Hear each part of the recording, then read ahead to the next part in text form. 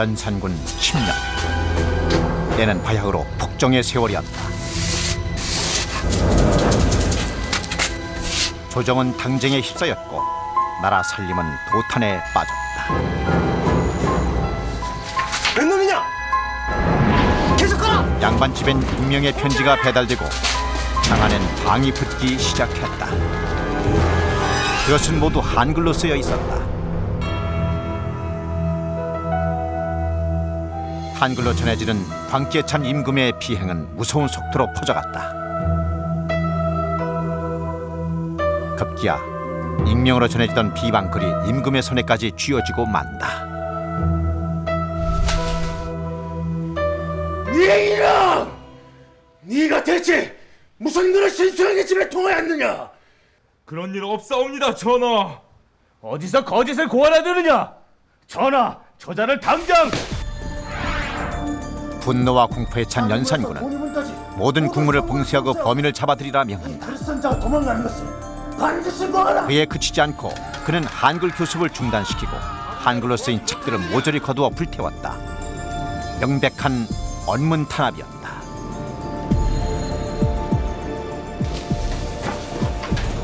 그러나 어둠은 빛을 이길 수 없는 법. 뜻 있는 자들은 한글로 쓰인 귀한 자료들을 불길 속에서 건져냈다. 그 책 중에 훈민정음 해례본도 있었다.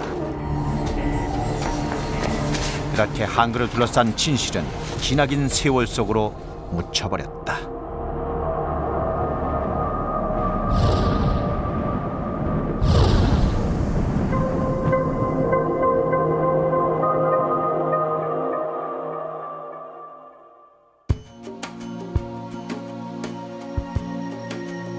역사는 지나간 세월의 기록이다. 그러나 우리가 알고 있는 역사가 과연 전부일까? 또 모두 진실일까? 어쩌면 우리가 알고 있는 건 지나간 세월의 한 조각들일지도 모른다. 그래서 기억과 망각, 진실과 왜곡, 그 사이에서 역사의 미스터리가 생겨나는 것이리라.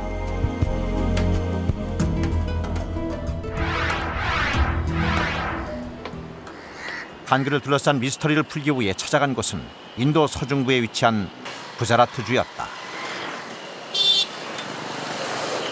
간디의 고향으로 더욱 유명한 이곳은 인도 최대의 소묘직물 도시이면서도 여전히 과거의 유물과 삶의 방식이 공존하는 도시다.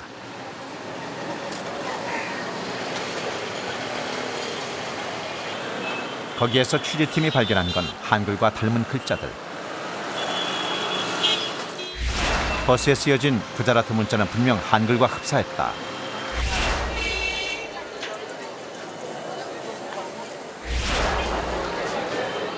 한글을 아는 사람이라면 누구나 쉽게 읽을 수 있을 만큼 그 모양이 비슷하다.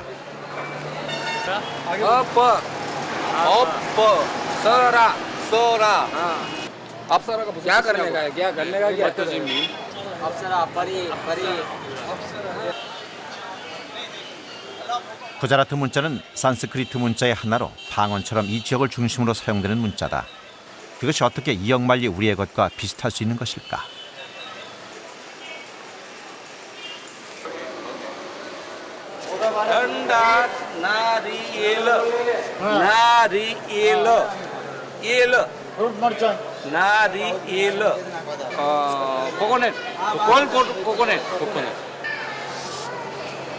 물론 발음은 달랐지만 모양이 한글과 비슷한 간판 글자들이 도처에 있었다. 더욱 취재팀을 놀라게 한 건 시내 한복판에 있는 제과점 간판.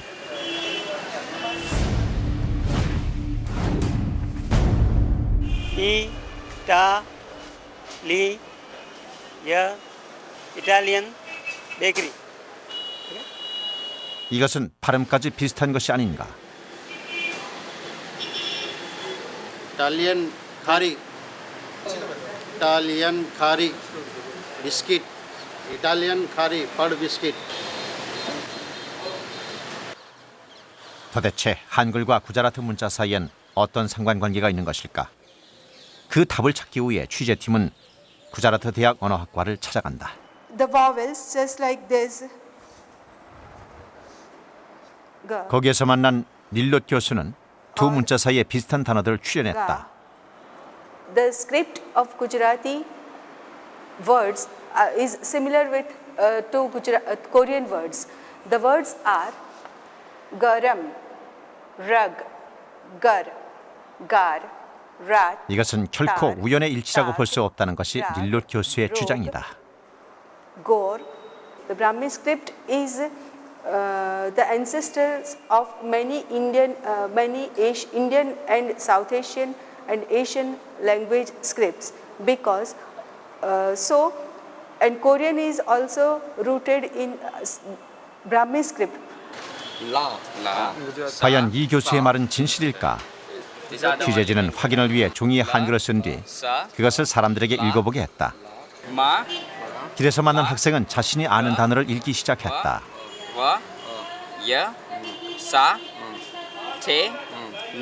발음은 달랐지만 어렵지 않게 비슷한 글자들을 찾아냈다.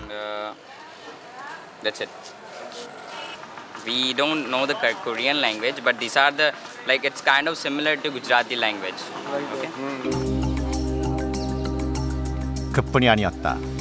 델리 대학에서 만난 타미로 교수는 인도 남부에서 쓰이는 타미로 단어 중에 한국어 단어와 비슷한 것이 많다는 것을 밝혔다. 그는 어떤 것이 비슷한지 보여주겠다고 했다. Father, Appa. Appa. Mother. Amma. Amma or Amma? Amma. Elder sister, Akka. Akka. Sister-in-law, Annie. Annie. Annie. And how about hair? 호칭에 이어 신체 부위 등에도 비슷한 단어가 많았다. And eye. 나는 나이고 너는 니였다. 머리는 무리, 이빨은 인도 남부어로 빨이었다. There are some 100 words. It's a good connection. We can say Tamil and Korean have some. It may be influence or some relation, distant relationship. 시공간을 뛰어넘는 한글과 인도 문자의 공통점. 과연 우연의 일치일까? 아니면 그들의 주장처럼 한글의 뿌리가 인도에 있는 것인가? 한글을 둘러싼 미스터리 여행이 시작됐다.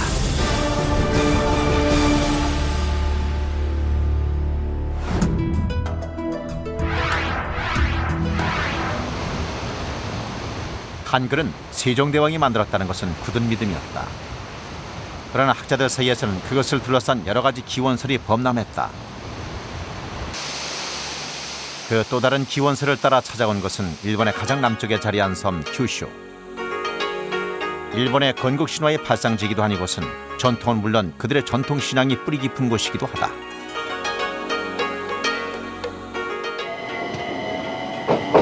취재팀은 규슈에서도 동해의 해가 가장 먼저 뜬다는 미야자키 현으로 향했다.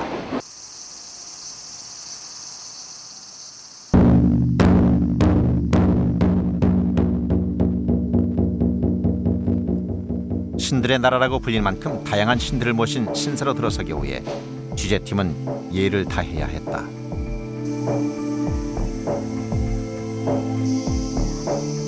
그렇게 다다른 마토노 신사 경내에는 오래된 비석이 3기가 있었다. 거기엔 한글을 풀어 써놓은 것과 흡사한 글자가 새겨져 있었다. 이것이 바로 일본인들이 말하는 신대 문자. 그들은 이것을 고대 일본에서 쓰였던 신들의 문자로 굳게 믿고 있었다. こ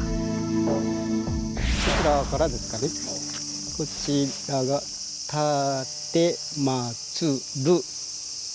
こちらの立祭るというのは奉納するということですね。20年近く前になるんですけども、宮司で昔は士官と言っておりますけど、一番偉い方が辞めるときに奉納したんじゃないかなということで言われています。 설명에 이어 신관은 취재팀에게 신대 문자 음표를 보여주었다. 아, 이, 우, 에, 오. 이거는 가기, 국어, 개고, 가기, 구, 개, 코. 니거라ない. 사시, 수세, 소. 아이우에 오라는 모음은 물론 몇 가지를 빼고는 자음까지 영락없는 한글이었다. 치,츠,테,도. 과연 그들의 주장처럼 일본의 고대 문자를 본떠 한글이 만들어진 것일까? 노.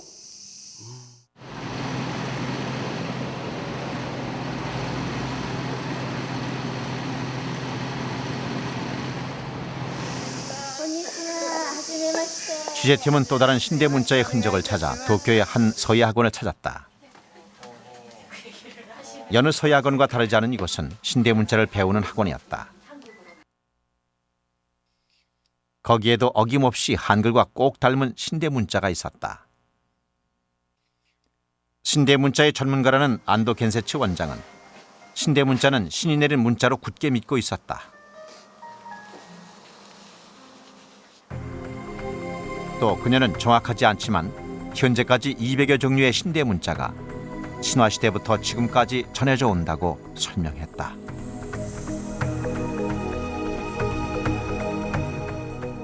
UFO から降りてきた文字なんです。これ23万年前の話です。世界の文字が始まってったんです。 인류 문자의 근원이라는 신대 문자. 신의 섭리에 의해 만들어졌기 때문에 이 문자에는 영험한 에너지가 있다는 것을 학생들은 체험했다고 한다. 神は文字を書かせていただくことでエネルギー高知県からのエネルギーを受けながらの作業だっていうことがだんだんに分かるようになりましたし 고대 일본 신에 의해서 만들어진 한글을 닮은 신대 문자는 아이루 문자로 불리는데 이것이 한글의 모태라는 것이다.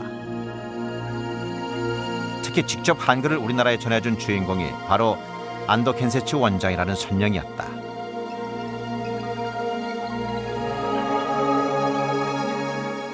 제가 前世男でありました男性だったんですがその時に1500年ぐらい前に韓国にその今のハングル文字の元の文字を持っていった経験があります。それを今アレンジしてくださって今のハングルになったわけです。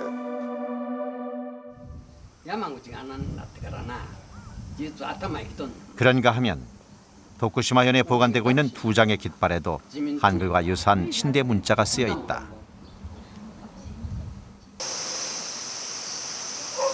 이 깃발의 정체를 알기 위해 취재팀은 초고대 연구소를 찾았다. 그것을 지키고 있는 다카시 소장은 이 문자는 이스라엘에서 전해진 문자로 이것을 통해 성서의 뜻을 해석할 수 있다고 주장한다. この文字を紀元前800年からここへ来て書いたものとは違う。船の前と後ろにこう立ててきたんで書き換えられしてこの神社に伝わっていくと。韓国でも今おそらくお拓也がこれ持っていんで発表したらやね袋叩きになるはずな。清純王がこしらえたハングルでないかと。 엇갈리는 일본인들의 주장. 과연 일본 고대 문자를 빌어 한글이 창제된 것일까? 한글 창제의 역사는 점점 미궁 속을 헤맨다.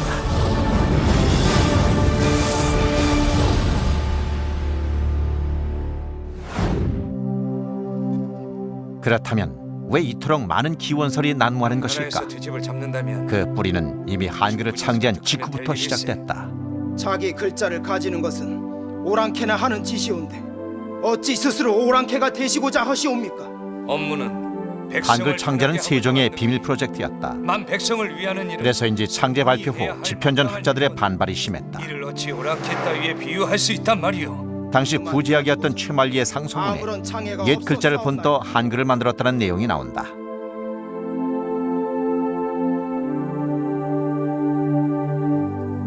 그런가 하면 세종실록에서도 임금이 친히 언문을 만드니 글자는 고전을 본떴다는 즉 자방고전이란 기록이 있다. 이것이 한글의 수많은 기원설을 만들어낸 단초였던 것이다. 자방고전과 관련해서 범자기원설을 연결짓고 있습니다. 그래서 황윤석의 문학본원이나 성현의 영재청하나 그리고 그 이수강의 지복유설과 같은 그런 책에서 훈민정음의 창제가 범자를 본떠서 만들어진 것이다라고 하는 주장을 엿볼 수 있는데 자방고전. 다른 문자를 본떠서 한글을 만들었다는 의혹을 받았던 이유 중 하나가 세종은 당시 누구도 따라올 수 없는 발군의 언어학자였다는 사실 때문이다.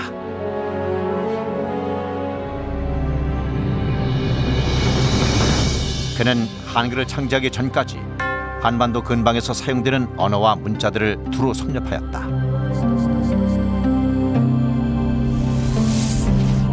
당시 세종이 연구한 문자는 중국, 몽고, 일본, 인도, 중앙아시아의 위구르의 문자들이었다.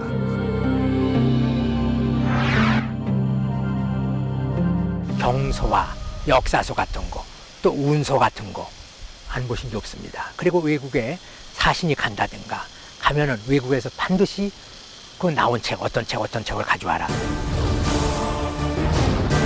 폭넓은 문자 연구에 몰두했던 세종은 진실로 고전을 본떠서 한글을 만들었던 것일까? 이제 그 미스터리의 실마리를 하나씩 풀어가보자 한다.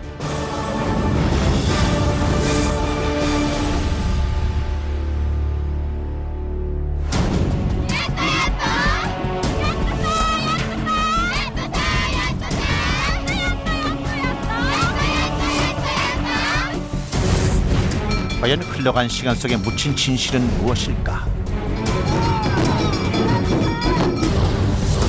우선 일본 고대 문자 기원서를 좀 더 깊숙이 파헤쳐 보기로 했다.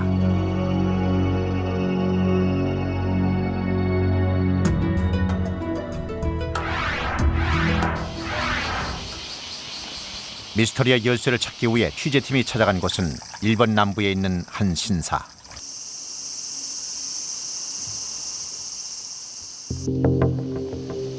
그들은 자신들의 신대 문자에 관련된 무척 귀한 자료를 소장하고 있다고 했다. 신관이 취재팀 앞에 내놓은 것은 신대 문자가 적힌 낡은 목판이었다. おそらくこれはもう1000年くらい前から伝わってるこの神社に伝わってるものですからね。だから相当古いものだと思うんですが、これはお神さんを称える言葉、日本の神道の祝詞って言いますけれどもね、そういうものをこの版にしたんですね。 과연 1000년이 넘은 나무가 저토록 잘 보존될 수 있을까? 좀 더 자세히 글자를 보기 위해 탁본을 해보기로 했다. 흰 종이 위엔 나무 위에 새겨진 글자들이 또렷하게 나타났다. 그런데 그들의 신대 문자 옆에는 후세에 만들어진 가나 문자가 쓰여 있는 게 아닌가?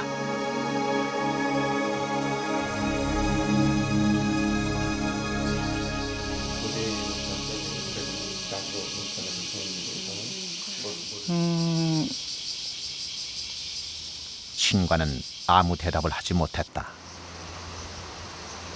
과연 이들이 고대의 것이라고 주장하는 유물엔 얼만큼의 신빙성이 있는 것일까? 취재팀은 신대 문자 유물들의 제작 시기를 확인해 보기로 했다.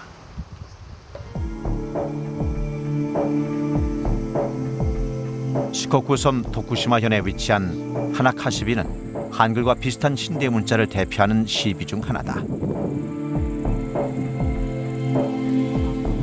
이것은 전국 여행을 끝낸 뒤 하나카라는 사람이 옛 국학자들과 공부한 것을 바탕으로 세운 시비라고 알려져 있다. 분규 2년 1862년 본류 시비의 제작 연도는 1862년. 明治今の言葉で言います21年 마토노 신사 비석은 1888년에 만들어졌다. これはね上杉倉蔵っていう人が昭和3年に書いた。 소와 3년이면 서기로 계산하여 1928년. 그러니까 대부분 19세기, 20세기 유물로 고대의 유물은 볼 수가 없다는 얘기다.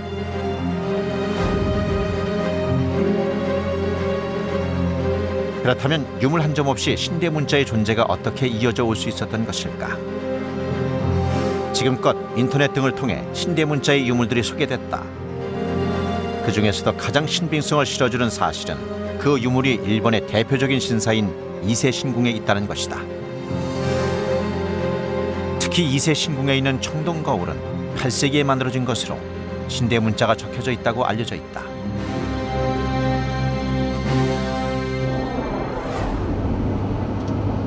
취재팀은 확인을 위해 이세 신궁으로 향했다.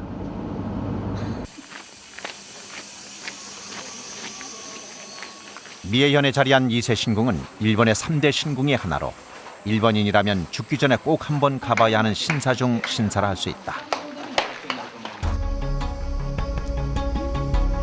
해마다 일본 천황이 참배를 하여 유명하기도 하지만 귀한 보물이 모여져 있어서 유명한 곳이기도 하다.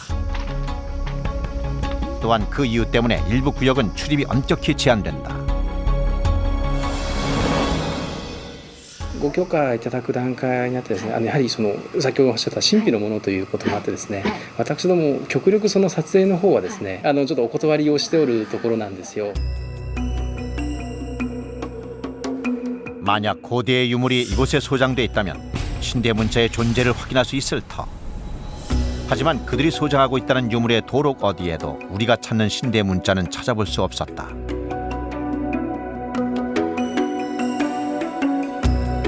청동거울 역시 신대 문자가 쓰여 있지 않은 것이었다.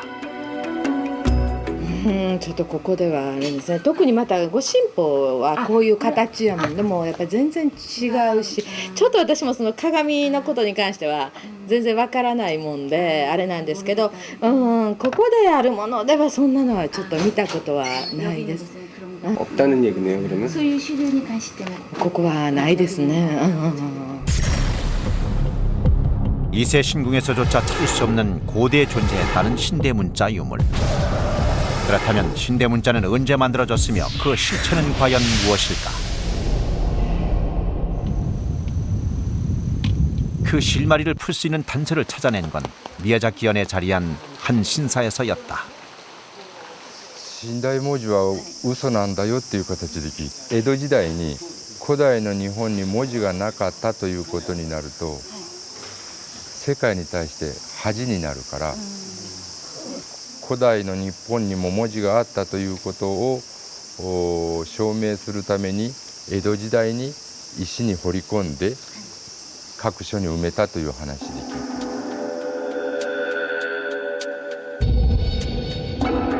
신대 문자에 관한 최초의 기록은 1819년에 출간된 신자 일문전에서다. 이것은 에도 시대의 국학자이며 신도가였던 시라타 스다네가 저술한 책으로 이 책이 출간된 후 고대부터 신대 문자가 있었다는 설이 유포되기 시작했다.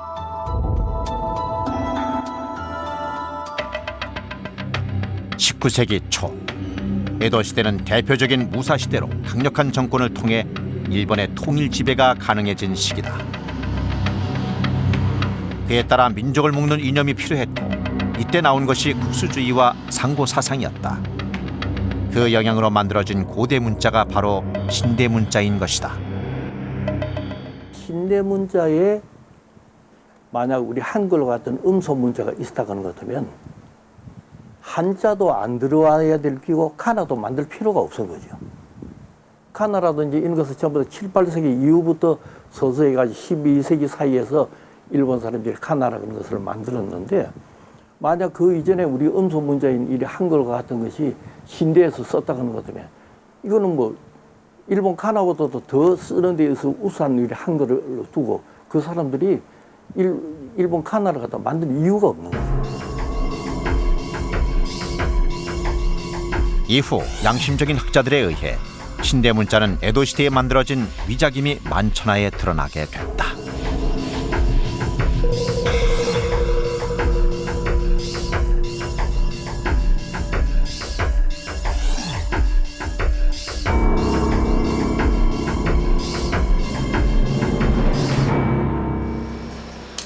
그러나 이러한 입증에도 불구하고 실체 없는 신대 문자에 대한 믿음은 지금껏 이어지고 있다. 최근 다큐멘터리 제작을 마친 구로다 PD. 그는 일본 역사 미스터리란 프로그램에서 신대 문자를 취재했다. 그리고 그것이 자신들의 고유 문자임을 확신하게 됐다고 한다. 大神によって誕生した3人の女神。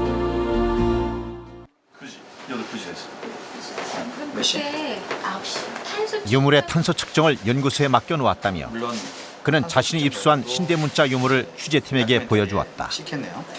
これまあおそらくですけどね、すごく古い、それこそ本当に1000年前とか、およそ西暦でいうとね、900年とか1000年とか、ですからその時代にはおそらく使われていたんじゃないかなと。もしそれが使われてなかったとしたら、本当にこういうねものは天皇がわざわざ書くわけないだろうと。 朝鮮のね文字だという人がおるけれどもね、ここのこれを読んでおりますとね、決してそうでないと、日本独自の神代文字じゃと、そういうことを言っておりますよ。日本の文字というのは約23万年前からありまして、それを韓国の方は今もって残してくださっているということなんです。 그릇된 역사 조작과 맹목적인 믿음이 만들어낸 또 하나의 역사 왜곡. 그것이 신들의 문자라고 하는 신대 문자의 실체인 것이다. 이제 분명해진 한 가지. 한글이 그들의 손에 의해 만들어지지 않았다는 사실이다.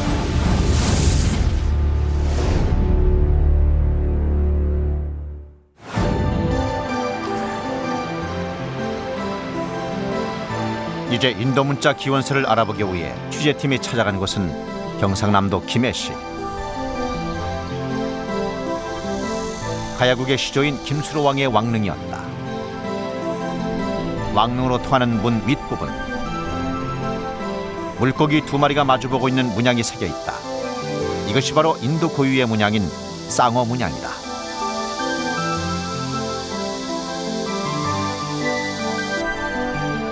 삼국유사의 기록에 따르면 김수로 왕은 서기 48년 인도 아유타국에서 온 공주를 아내로 맞는다.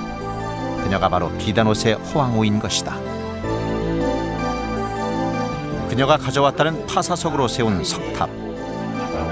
파사석은 한국에서는 찾아볼 수 없는 돌로 그녀가 인도에서 왔음을 증명해 줄 수 있는 단서이기도 하다. 파사석 일반 돌과 달리 이렇게 붉은 줄이 들어 있습니다. 이것을 봐도 파사석이 확실하다는 것을 알 수 있습니다.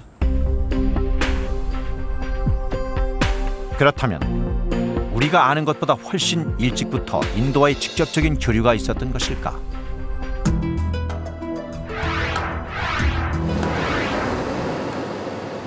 취재팀은 허황우의 고향을 찾아가 보기로 했다. 인도 북부에 자리한 아요디아. 이것이 아유타국이 있었던 지역으로 추정된다. 이것은 고대부터 번영했던 유서 깊은 도시다. 사람들은 겐지지강의 지류인 고그라 강변을 중심으로 지금도 인도의 전통적인 삶을 오롯이 지키며 살아가고 있다.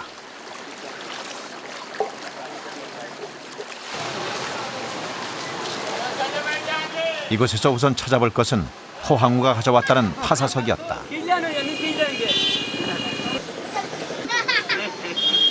시장 한 구석, 한 남자가 돌을 갈아 팔고 있었다. 얼굴에 장식하기 위한 일종의 화장품이다. पासा चंदन का ही जैसे कथा होता हम लोग घर में कवाया और पूजन भी करे भगवान की पूजन करे सभी चंदन कमाते हैं. 흰 돌가루 바로 옆에는 붉은색 돌가루가 쌓여져 있는데 이건 역시 파사석을 갈아 만든 것이었다. 고대 도시여서인지 이곳 사람들은 유난히 붉은색과 흰색으로 얼굴 장식을 많이 하는데 그 주 원료가 파사석인 것이다. 이런 색칠이 이들에겐 장식이기도 하면서 액을 막아주는 부적이기도 하다.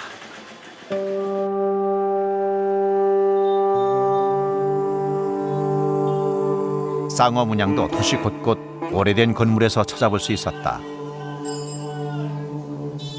늘 눈을 뜨고 있어 인간을 지켜준다는 이 문양 역시 이들에겐 부적과 같은 것이었다. इसलिए उनको उनकी प्रतिमा बनाते हैं गेट पे और मछली बनाते हैं जो हम शुभ मानते हैं कि उनका दर्शन करके हम निकलेंगे किसी कार्य से तो कार्य होगा. 이것은 허황우의 존재를 증명하는 증거인 동시에 인도와 한국의 교류를 확인시키는 증거이기도 하다. 그러니까 적어도 서기 48년부터 인도와의 직접적인 교류가 있었다는 것이고 이를 통해 인도의 문화와 문명이 한국에 전해졌음을 확인할 수 있었다.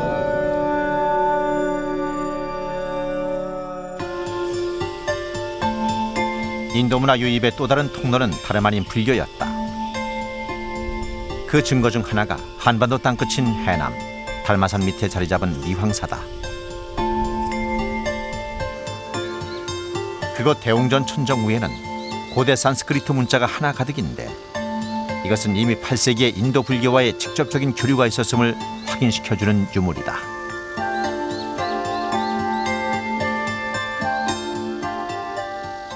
그 옛날 1300년 전에 인도 우전국이라고 하는 나라에서 부처님 모시고 온 배가 땅끝에 도착을 해서 그 배에 모셔져 있는 부처님과 경전을 모시고 와서 창건되어진 그런 인도와 연관되어진 역사가 있어요.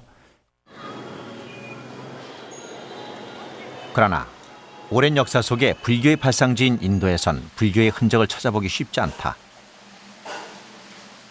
어렵게 찾은 인도의 사찰에서 취재팀은 종교를 통한 언어의 유입 가능성을 확인할 수 있었다. 승려는 우리나라에서 사용하고 있는 연불과 비슷한 것을 외우고 있었다. 마하파ඤ්ඤ 파라미타, 마하파ඤ්ඤ 파라미타. 아직 바라지. 아ජ메వ 파라지툼, 아ජ메వ 파라지툼. It is language is Pali language. Samadhi. That's the way intelligent. Mahapanya is intelligent. Intelligent. Yes. 오랜 문화와 문명의 교류. 그러나 그것이 과연 인도 문자를 본떠 한글을 만들었다는 증거가 될 수 있는 것일까? 또 과연 몇 가지 유사성만으로 같은 뿌리를 가진 문자라고 할 수 있는 것인가?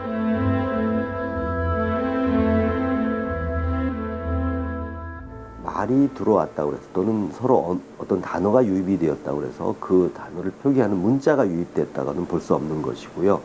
그래서 인도와 유사한 단어들이 불교를 통해서 많이 차용이 되었다 하더라도 인도의 문자를 바로 받아서 우리가 우리 문자를 썼다 이렇게 주장하는 건 맞지 않은 것 같습니다.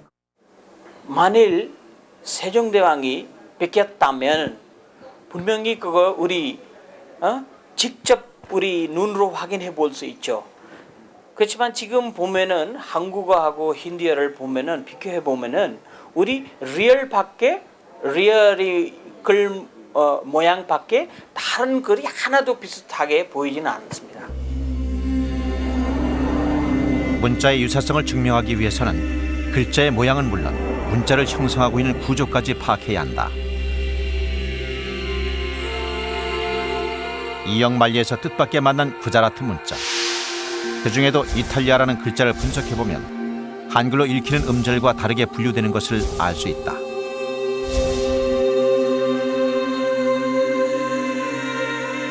즉, 구자라트 문자는 자음과 모음이 결합하여 음절을 이루는 한글과 다른 체계를 가진 문자이고 결론적으로 말하자면 이것은 아주 특별한 우연의 일치일 뿐인 것이다. 자음과 모음의 분류를 봤을 때 전혀 유사한 형태는 있지만 그 체계가 닮아 있는 건 전혀 없습니다. 그렇다면 이거는 별개의 문자다라고 이렇게 봐야지 형태가 비슷하게 간혹가다 비슷한 것이 몇 개가 있다라고 하는 것에 기초해서 우리 이 한글과 이 인도의 이 문자가 같다라고 보는 것은 그것은 잘못된 그 주장이라고 그렇게 봅니다. 하나씩 밝혀지는 진실. 인도에서도 한글의 뿌리는 찾을 수 없었다. 그렇다면 과연 한글은 세종의 고유한 발명품인가? 이제 한글의 세계로 한 걸음 더 들어가야 할 때다.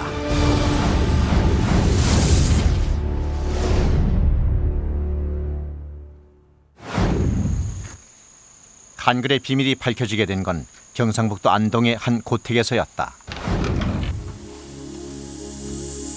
1940년 고택의 서가를 뒤지던 한 한학자는 가문에서 오래도록 소장해온 문서들을 유심히 살피기 시작했다.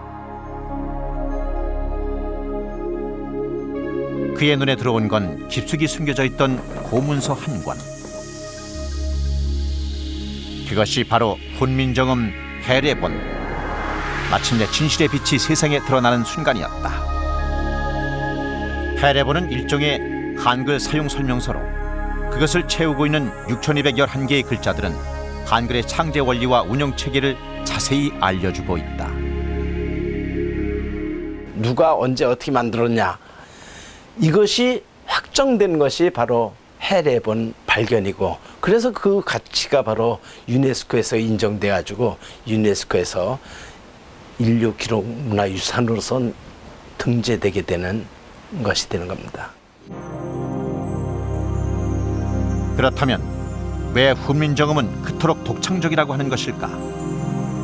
해례본의 자음 창제 원리를 들여다보면 그 형태는 단순한 직선과 도형을 조합하여 만들지 않았다는 것을 알 수 있다. 자음은 발성기관의 형상화를 통해 만들어진 글자로 소리가 날 때의 혀의 형태를 따서 기역이란 글자를 만들어냈다.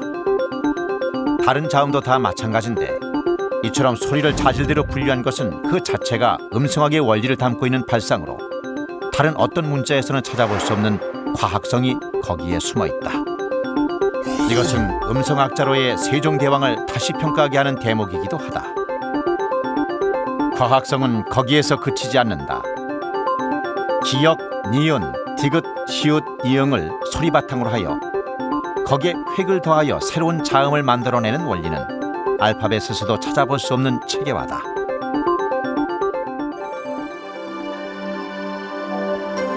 그러나 그것만으로 문자의 독창성을 논할 수 없다. 문자는 곧 그것을 만든 사람의 철학이 담겨진 발명품이다. 세종대왕은 음양오행의 원리를 통해 모음 체계를 구축했다. 음양오행의 기본이 되는 천은 점이 되었고 땅을 나타내는 모음으로 을을 만들었다.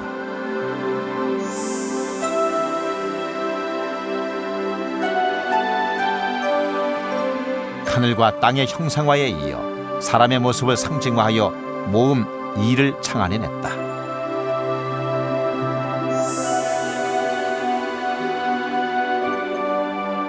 이렇게 천지인을 딴 모음이 만들어졌고 그것의 다채로운 운영을 통하여 세상의 모든 소리를 발음할 수 있게 했다. 결국 과학과 철학의 결합으로 독창적인 문자 한글이 탄생하게 된 것이다.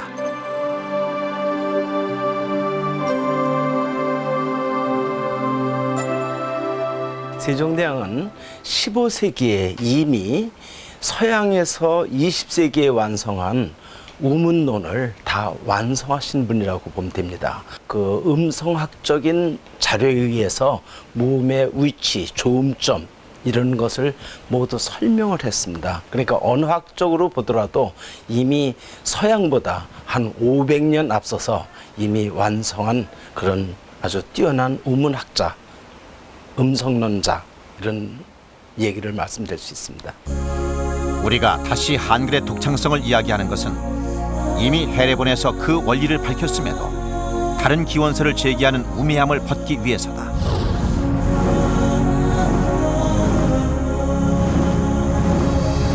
그리고 또 한 가지, 한글이 가진 미래 지향성을 새롭게 발견했기 때문이다.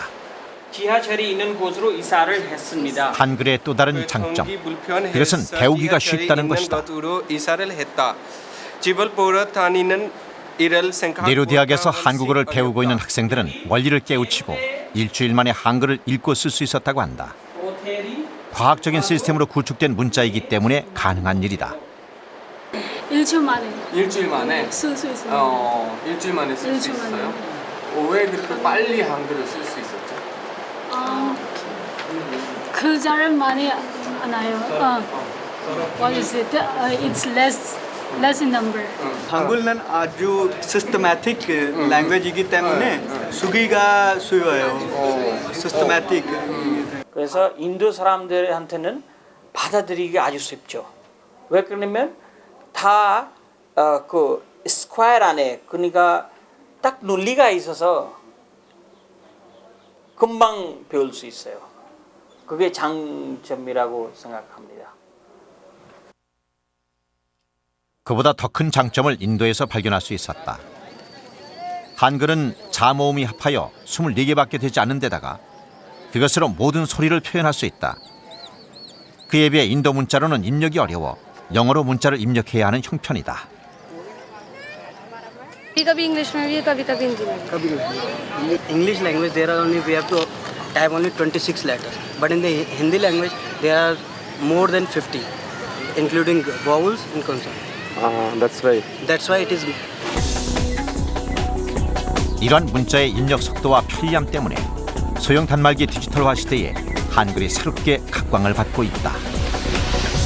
핸드폰 버튼에 배치를 할 때도 그 예를 들어 영어 같은 경우는 뭐 A, B, C가 한 버튼에 있다든지 그렇지만 A, B, C가 사실 발음적으로 그렇게 관계는 없잖아요. 그런데 한글인 경우에는 그 글자 자체가 발음부터 그 모양 자체, 그 도형으로서의 규칙성을 갖고 있기 때문에 핸드폰 버튼에 지읒만 써놔도 아 쌍지읒이 여기 있겠구나, 치읒이 여기 있겠구나 하는 직관성. 그래서 한글이 이 소형 단말기, 이 디지털화 시대에는 굉장히 큰 도움이 된다고 할 수 있습니다. 그것은 우리 글자가 그만큼 과학적이고 조직적인 좋은 글자이기 때문에 그 컴퓨터, IT 시대에 아주 알맞는 조합형 글자라는 것이 아주 큰 장점으로 들어가고 창제 원리, 세종대왕의 이 생각이 바로 지금 우리 밥 먹고 사는데 도움을 주는 큰 자산이라고 생각이 되어집니다. 글 모르는 백성을 가엾이 여겼던 세종. 그는 이미 500년을 미리 내다보는 해안을 가지고 있었던 것일까? 세종은 디지털 시대에 필요한 무기를 일찌감치 우리에게 선물한 셈이다. 그것을 이미 간파한 세계인들은 그의 위대함에 찬사를 아끼지 않았다.